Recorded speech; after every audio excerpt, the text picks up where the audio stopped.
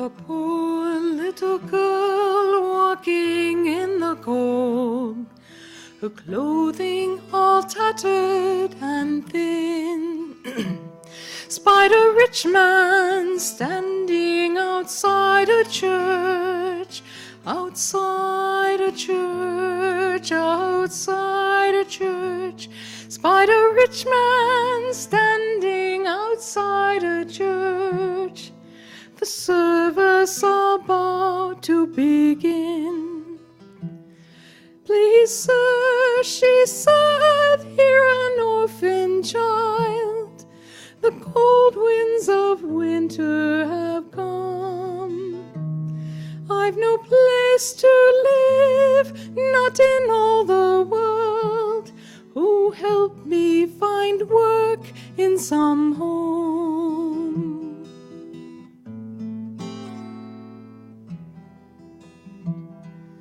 The rich man frowned. Don't you hear that hymn?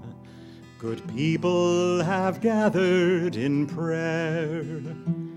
It's a day for worship, impious girl, impious girl, oh impious girl. It's a day for worship, impious girl. Don't speak here of earthly affairs. He turned then and entered the holy church.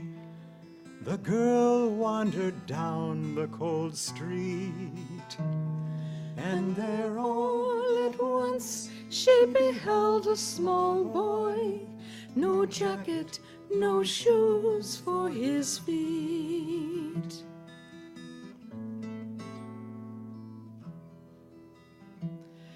His clothing was shabby, as worn as her own. He shivered against a closed door. Ah, alas, he cried, none will take me in. Take me in, none will take me in. Ah, alas, he cried, none will take me in. Though I'm starving and cold, for I'm poor.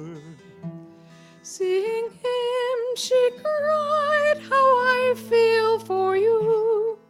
It's bitter with no friends to live.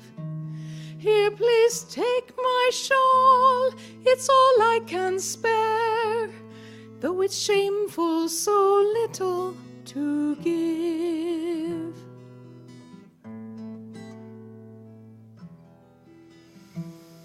She wrapped him all up in the flimsy cloth and kissed his cold forehead and smiled. Suddenly a warmth like a summer breeze, summer breeze, like a summer breeze. Suddenly a warmth like a summer breeze encircled this poor girl and child. And a tender voice said, my daughter, I'm here. No more shall you weep without friends. For in yonder church there's no love like yours. Those with pure hearts, their needs I attend.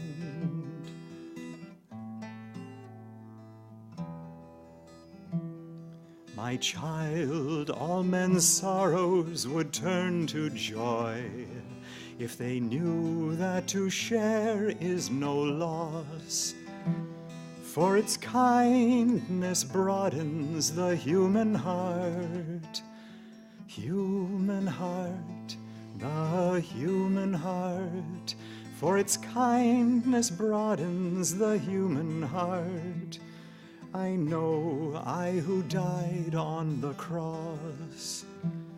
Worship means but love, and my love you found by your gift to me here in the cold. And she found their clothes were now woolen and warm, and the shawl was now spun of fine gold.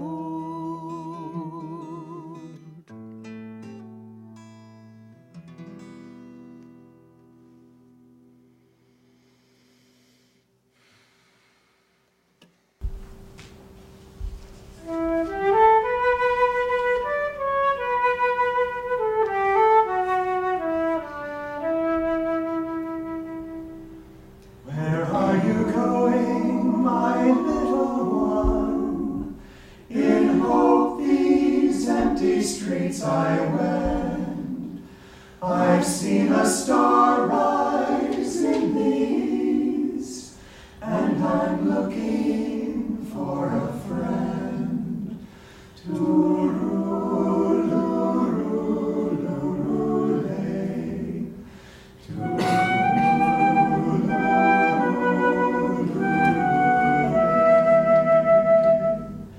Where are you going, good shepherd folk? From a lonely valley we ascend. A wondrous vision sent us here. We are looking for a friend. Tooroo-loo-loo-loo-lay.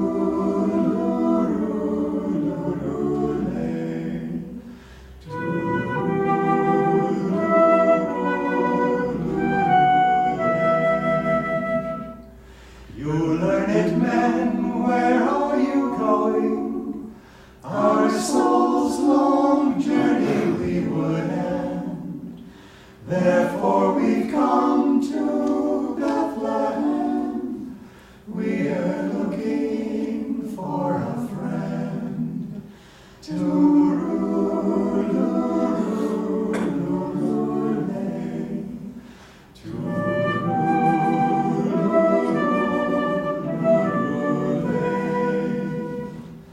Good people, let me come with you. Perhaps he's just around this bend. But whether near or far, I too have been looking for a friend. Tooroo-loo-loo-loo-lay.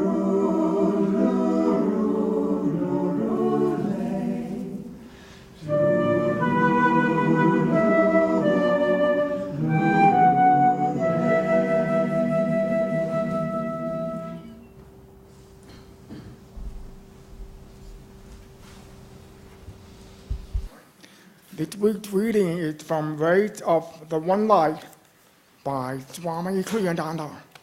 And this week's topic, week 51, what was the star of Bethlehem? Truth is one and eternal.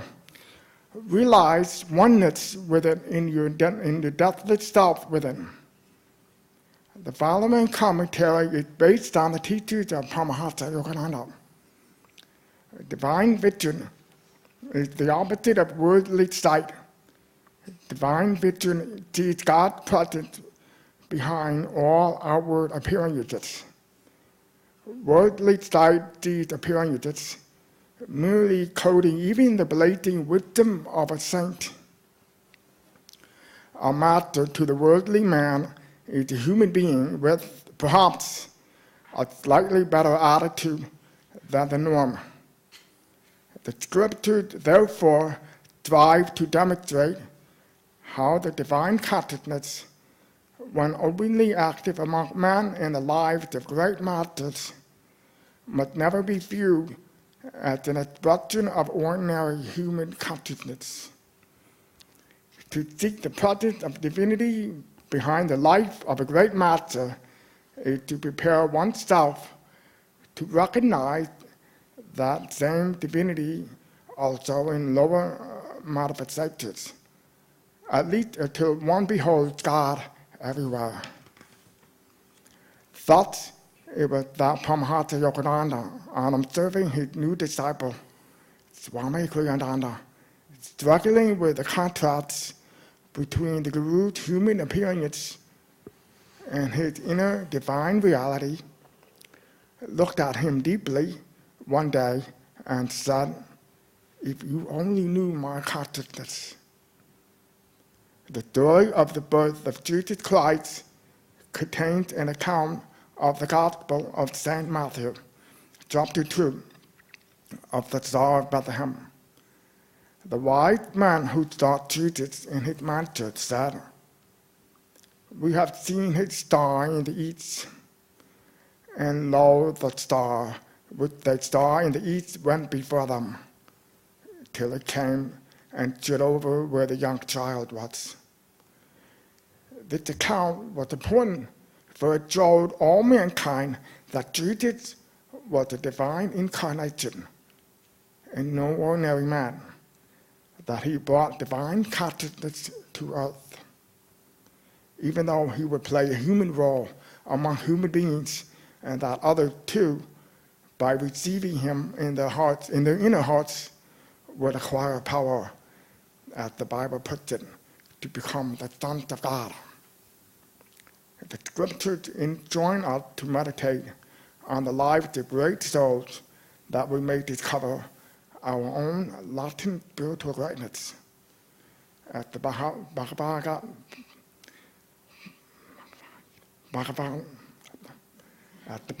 Gita puts it in the 4th chapter, "Who knows the truth, touching my birth on earth and my divine work, when he quit the flesh and put on it low no more, falls no more down to earthly birth, to me he comes, dear Prince." Thus, through the Holy Scripture, God has spoken to mankind. Good morning. Welcome to Christmas week. Thank you all for taking time to share worship with us today. I want to thank, first of all, yesterday was the alternate 8-hour Christmas meditation. Traditionally it's held on the 23rd, and again it will be held on the 23rd this coming Friday from 8 until 4. All are invited. But for those who can't make it, often, annually we have an alternate meditation on a Saturday just before that. And we had the blessing of being there for a period of time, and it was absolutely divine. So I just want to thank everyone who hosted it, everyone who showed up. As the reading spoke, the meditation on divine incarnations is one of the fastest ways and most important things that we can do to uplift our consciousness, to become ourselves, to live a life that satisfies the yearning of our own hearts. So we invite all of you to come this coming Friday, 8 o'clock here for 8 hours. Come for as long as you can, either your schedule or your meditative stamina. You'll be surprised at the blessings that come as a result of whatever time you spend here. We are going to do a little something different today. The songs that were sung this morning are the heart of our service today. The shawl of gold speaks of the poor little girl standing in the cold, her clothing all tattered and worn, just bare. You can go down the street. We were blessed to spend some time with Jamie and Darlene down at the Renaissance Bookshop recently, and we were coming back from a dinner, and there was a man sleeping on the sidewalk, just shivering. And there are people who have very hard karmas. There are people in this world who have very, very difficult things that they've put in motion that are part of the rhythms of their own soul's unfoldment, but are very difficult. And, we can either just dismiss things, well, that's their karma.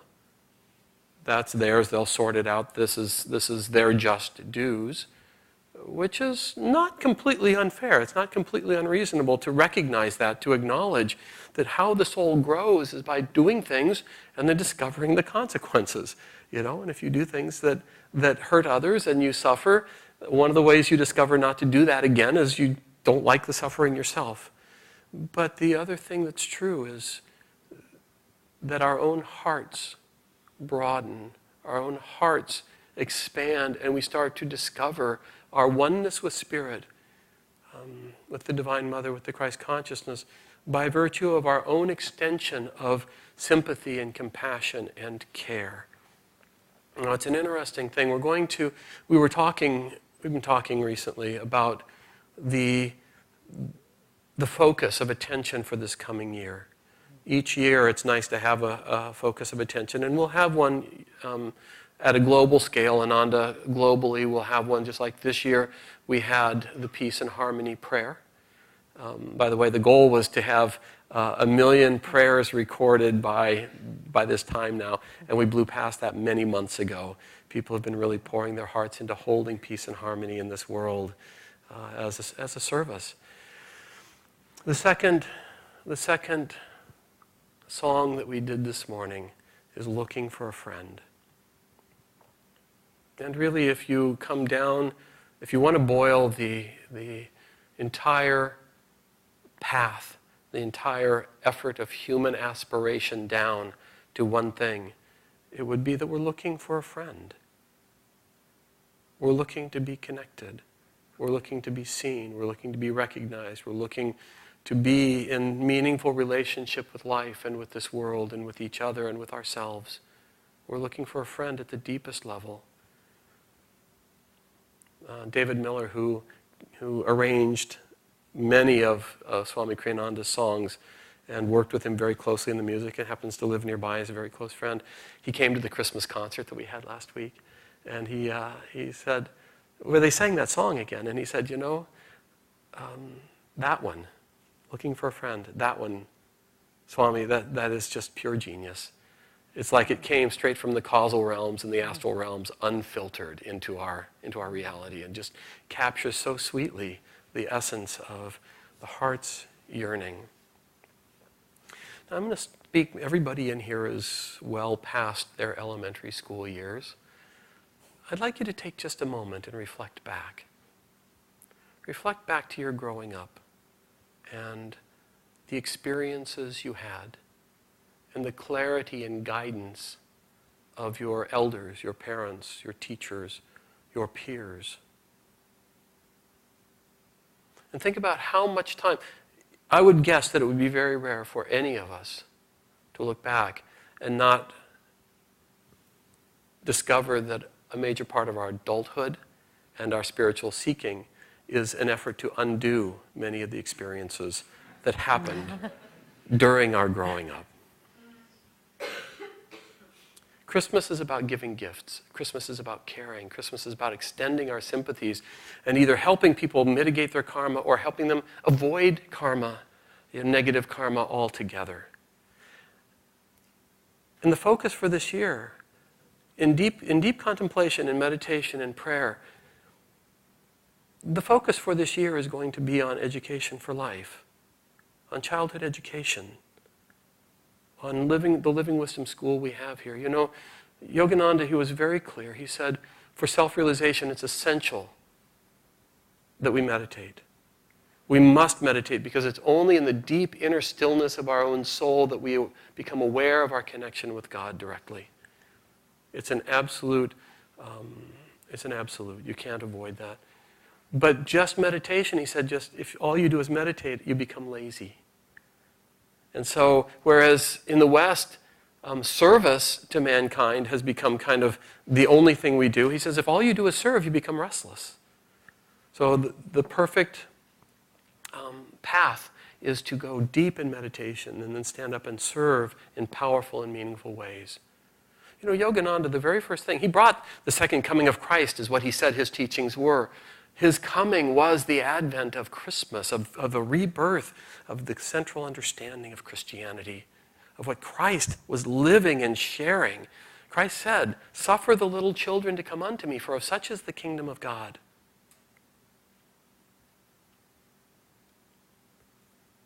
The first thing Yogananda did as an adult was to start a school, because he knew that the blessings, the upliftment in this world, for light to come into this world and peace and harmony, we had to touch the hearts of children before they got tainted, before they got contaminated with patterns and constrictions of the heart and self-protection and preservation. It's one of the most sacred duties. And so he started a school because he knew it was the most important thing that we could do. And then he came to the West. with that movement of consciousness, but he realized he couldn't start a school here until he had first captured the imagination and the understanding of the adults so they would send their children. So his service was to the adults, but our service, by extension, should be to our children. If we want to give a gift this year, if we want to give a gift in our lives, creating an environment where the children do not have to undo an enormous number of negative attitudes and consequences from growing up is one of the sweetest things we could ever do. I'd like to introduce at this point Rose Neal. Rose, would you come on up? She is part of our ministry team. She's also the administrator of the Living Wisdom School here. And I asked if she would just share a little bit from her experience and her reality, just as a part of the service today. So thank you. Mm-hmm. Yeah. We're going to get you a mic. Oh, let's get a microphone. Wait. Yes, thank you. So you can hear me, although I can speak. Hi, everyone. When I thought of a cute story that happened here at the school a couple weeks ago, right after Thanksgiving on Monday morning.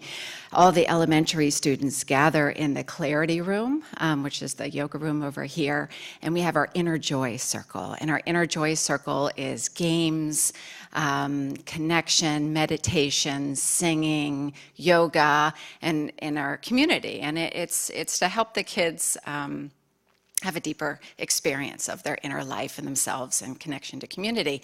And so I'm preparing for the class, and 2 second-grade girls come sneaking in the mystery store, the boutique. And one little girl has a old book. It looks something from my childhood, 30, 40 years old, and she's holding it like this, and they're so intent. And she's with her friend, and they have it open, and they're pointing to a picture, and then they're pointing to one of the Christmas displays. And then they're running around and they're saying, this. And often when the kids are in the mystery store, I say, where are you supposed to be? Are you supposed to go back to class? But this got me very curious. And I said, girls, what are you doing? And they said, this is the book of Christmas. And this picture here matches that picture there. They were talking about the nativity. They had never tuned into the nativity. And they said, there's a baby here, and there's a baby here, and there's a baby there, and there are these 3 men, and there are these gifts. There's gold, and there's angels, and there's lambs, and their sense of wonderment and expansion and excitement and thrill was so touching. It was so meaningful. And so I explained to them, do you know who this is? No, we don't know who that is. That's baby Jesus. And often you'll see an angel, and these are 3 wise men, and these are gifts they're bringing. And it was just so dear. Education is the expansion of awareness. It's the expansion of consciousness. And at one of the major principles of Living Wisdom School and Education for Life is progressive development. And it's a map that guides our philosophy in expanding the consciousness of the students, expanding their development, so that they are moving to a place of maturity. Maturity being the ability to relate appropriately to realities other than your own, to be expansive, to be love. And so when Daiva asked me to share about Education for Life, and I'm thinking, it's the week before Christmas, how does this relate? And I started tuning into that central principle of Education for Life. And that's the map for our school, is to support these souls in expanding their consciousness. And we can apply that to ourselves in our own progressive development, expanding our own consciousness. And this time of the year, we're trying to tune in to Christ, to the Christ consciousness, into love, into our highest selves. And it's like the, progressive development we have in the school is like a mini version of all of mankind and all of what we're doing. And just as in the school we're supporting the light that's naturally in these students and giving them the space and the encouragement and the tools to be, we call it their best selves or their highest selves or their highest potential. But it's that tuning, it's setting them up so that in their their human development. This is their student development, their human development, their cosmic development. They're already on their road. Can you imagine being, 5, 6, 7 years old, where people are holding the space for your consciousness to expand, for you to be your best self, for you to really go to your cosmic task, which is being one with all that is and one with that Christ consciousness. So this time of the year is a beautiful time of the year to support that unfolding, not only in the children, but in all of us. Another thing that kept happening in the last couple of weeks, we had a bunch of snow days, but I'd be working over here. We have 3 classrooms here in the Temple Teaching Center, and often I'm over here doing work. And I'd be doing work, and I'm like, what's that sound? And you hear kids walking to the bathroom and singing, and a partridge in a pear tree, or jingle bells. And any other time of the year, I'd be like, shh, keep your voices down, where are you supposed to be, that kind of thing. But there was so much joy. It's just the blessing of this time of the year. It brings us all into a place where we want to support each other's expansion of consciousness and support all of our growth and our learning. And so anyway, as it relates to Education for Life, I invite you all to tune in to Progressive Development, that central principle of Education for Life in our school and our own human experience.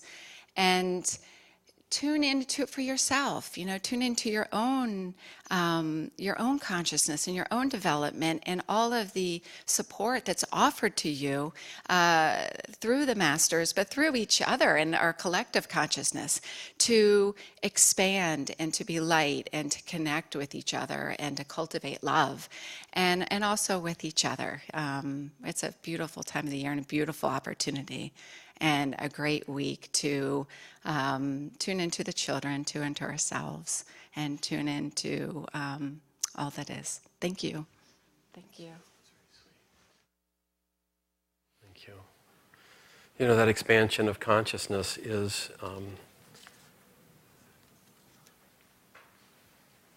the spiritual path. And the star of Bethlehem, which is our talk today, in part, is that star there. When we become very, very still, we become very, very still with our gaze and our attention uplifted to the point between the eyebrows, we start to perceive that golden halo, that deep blue, beautiful field, and the white 5-pointed star in the center. When we leave this world consciously, we go through that tunnel. That's the tunnel we go through into that white light at the very center. In meditation, we can do that also. And in that state, we start to realize our oneness with Spirit. We start to realize our connection with each other and all that is, deeper and deeper and deeper. Let's use this here. We are one of the few places on the planet that has a Living Wisdom school dedicated to Education for Life principles. Let's use this year to support those around us. Let's make our service this year, let's make this a year of deep meditation and then service, and let's make our service to those that have the chance to carry this light forward into this world as we ourselves continue to mature past our active time across the next decades. On the same note, I just thought, it would be worth to share a few little thoughts. So I thought, on this note, we might tell a few little Christmas thoughts, one of them being, these are from school, why do mummies like Christmas so much? Because of all the wrapping. What did one angel say to another? Hello there. And what did Mrs. Claus say to Santa when she looked at in the newspaper? It looks like reindeer. And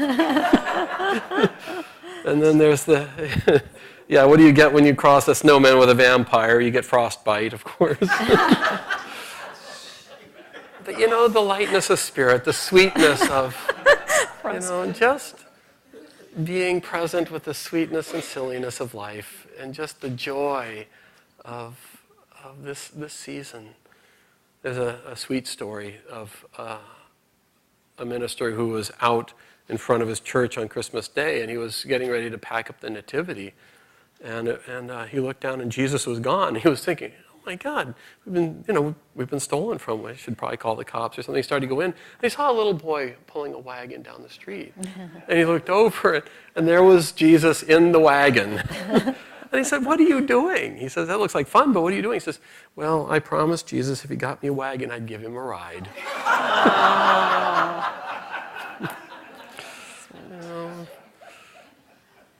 It's a simple thing that we have.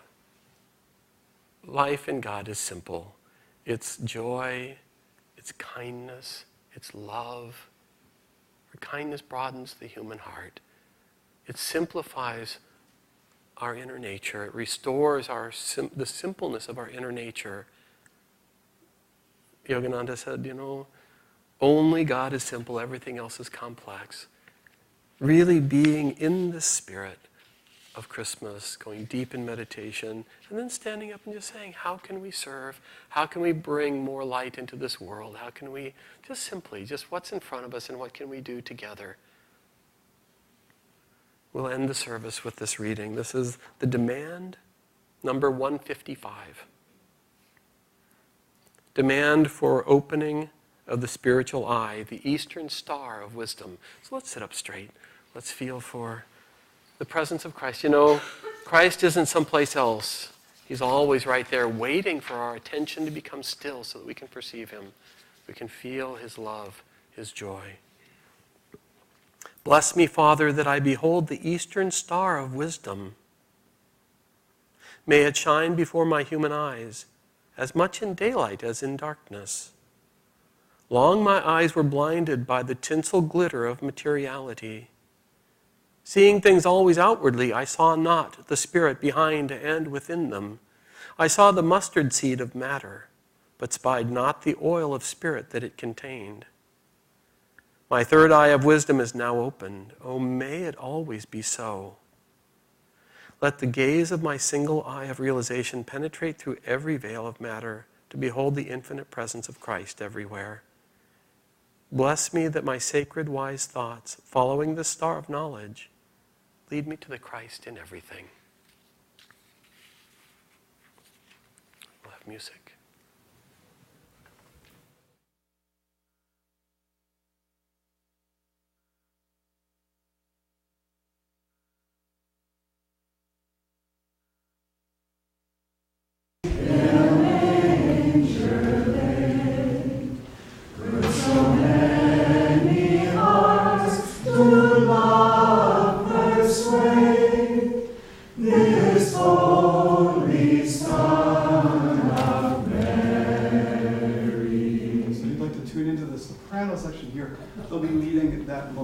Melodic part, and everybody else in the choir will be doing harmony tunes like that. So please join us during those choruses.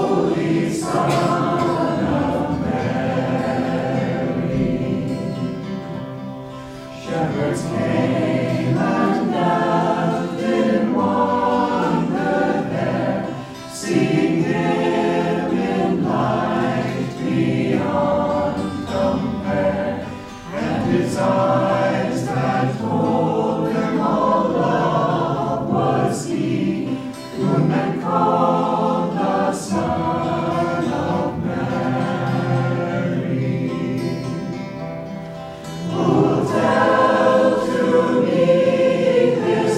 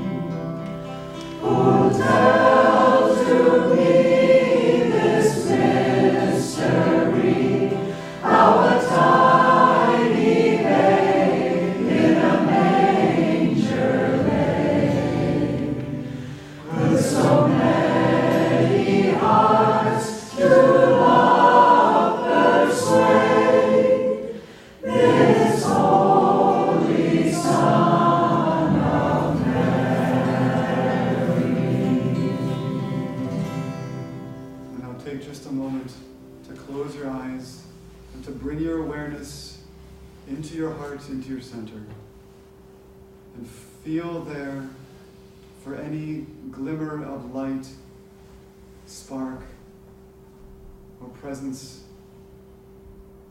of the true spirit of Christmas, and allow that to expand into your body, into your mind, into your consciousness.